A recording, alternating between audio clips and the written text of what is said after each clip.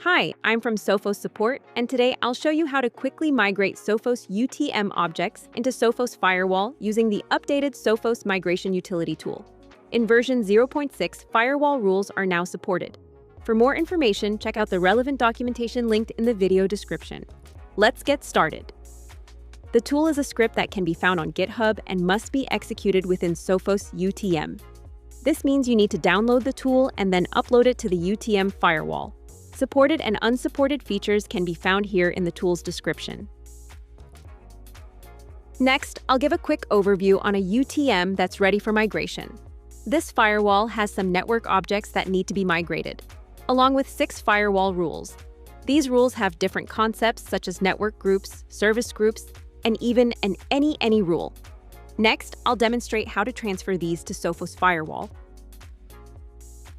I've already uploaded and executed the script on the UTM firewall. Here, I'm using the tool MOBA Xterm, but you can also use other SSH tools.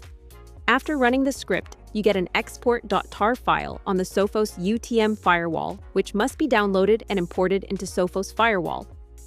You can also work with different flags here, if, for example, you don't want to migrate firewall rules. More information can be found on GitHub. Next, in Sophos Firewall, you can now upload the export file. Go to Backup and Firmware, and click Import Export. Then click Choose File and upload the export file. This may take some time. The upload is processed in the background with no impact on the firewall's function. Once done, you'll find all the firewall rules have been added. By default, logging is enabled for these rules, allowing you to fully utilize the firewall.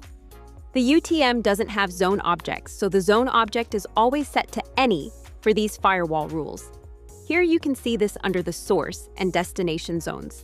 You can also restrict the firewall rules using network objects.